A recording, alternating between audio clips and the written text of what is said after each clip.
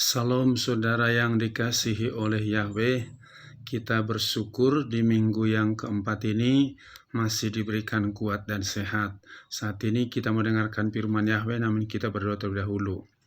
Bapa dalam surga yang kami sembah dalam nama Yesus HaMasiah, hati kami penuh rasa syukur kepadamu atas anugerah-Mu, pemeliharaanmu, pertolongan-Mu bagi kami. Saat ini kami mau dengarkan firman-Mu, Roh Kudus surapi kami.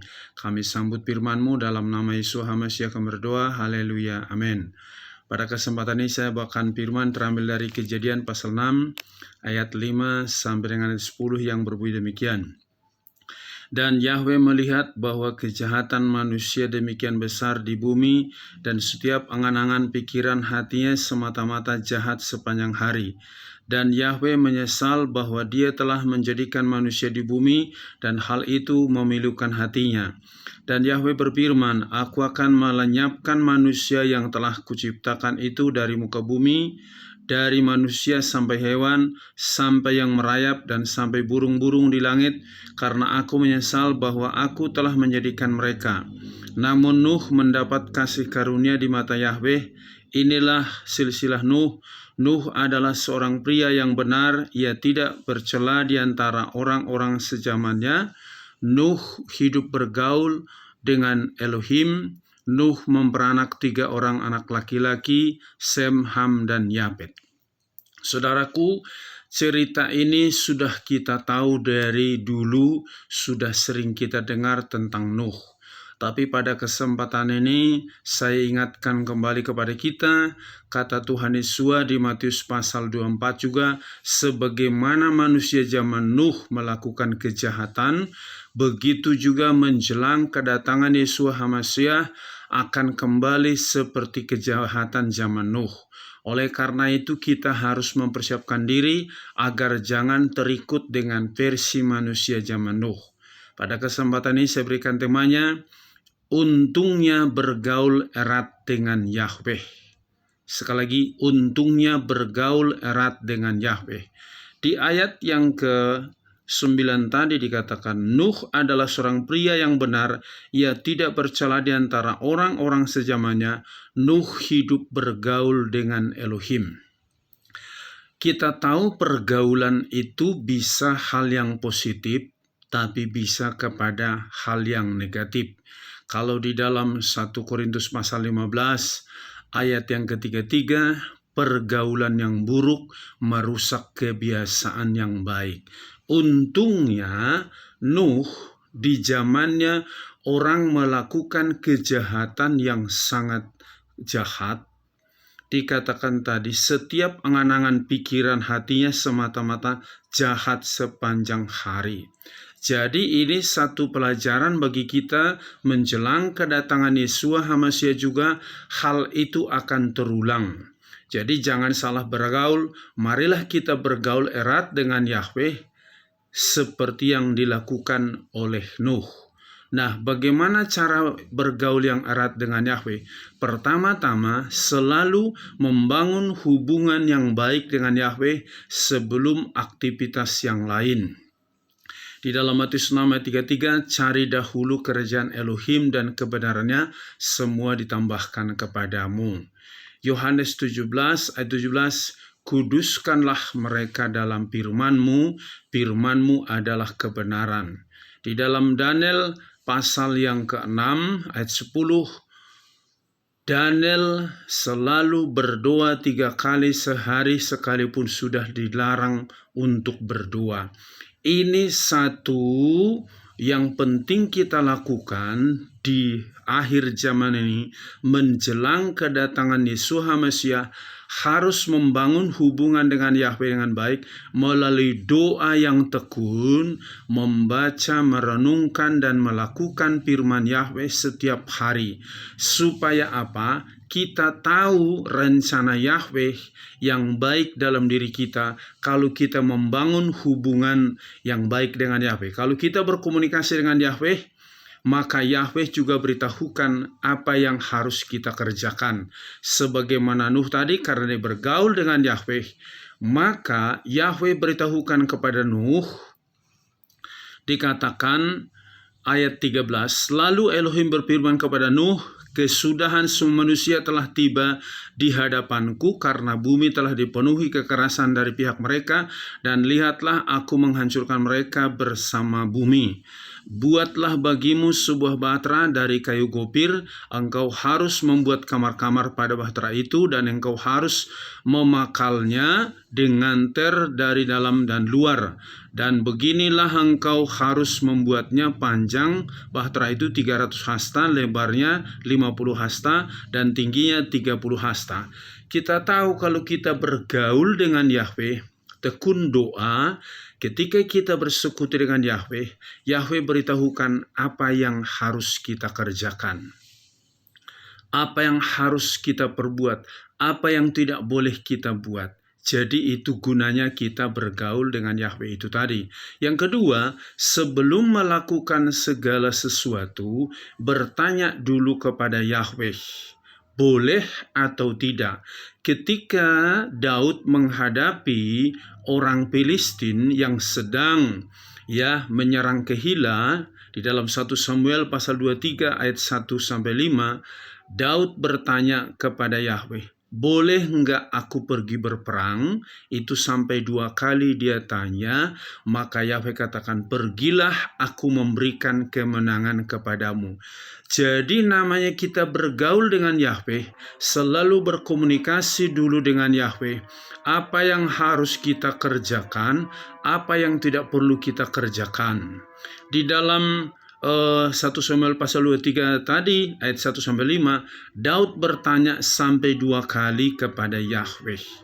Itu tandanya dia bergaul dengan Yahweh. Yang ketiga, apa yang harus kita lakukan dalam bagaimana cara bergaul yang erat dengan Yahweh? Dalam setiap penyelesaian masalah, fokusnya hanya kepada Yahweh.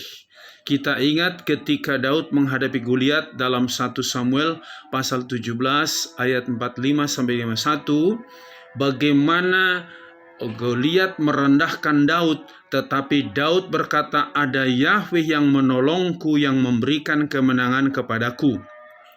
Dan juga kita ingat ketika Sadrak, Mesak, Abednego menghadapi ancaman Raja Nebukadnezar di dalam Daniel pasal 3 ayat 15-18, bagaimana Raja Nebukadnezar mengatakan, kalau kamu tidak menyembah patung yang kudirikan ini, maka kamu akan dibakar. Tetapi Sadrak, Mesak, Abednego berkata, ada Yahweh yang menolong kami, dan kami tidak akan mau menyembah patung yang Tuanku dirikan itu. Jadi artinya setiap penyelesaian dari masalah yang kita hadapi, fokusnya hanya kepada Yahweh, bukan kepada masalah, bukan kepada keadaan. Sekarang ini karena orang kesulitan masalah ekonomi, maka dengan menghalalkan segala cara yang penting dapat duit. Atau dalam menghadapi persoalan, memakai backing A, B, C, dan segala macam, tidak mengandalkan Yahweh. Itu orang yang tidak bergaul dengan Yahweh, selalu fokusnya kepada hal-hal dunia. Padahal dunia ini tidak bisa memberikan jaminan kepada kita. Firman Yahweh katakan langit dan bumi akan lenyap. Harusnya kita berfokus kepada Yahweh yang bisa menyelesaikan setiap masalah kita. Dan yang berikutnya, bagaimana cara bergaul yang erat dengan Yahweh? Selalu meyakini rancangan Yahweh pasti indah bagi kita. Dalam Yeremia pasal 29 dikatakan ayat 11 bahwa rancanganku adalah rancangan damai sejahtera bagimu yang memberikan masa depan yang penuh harapan.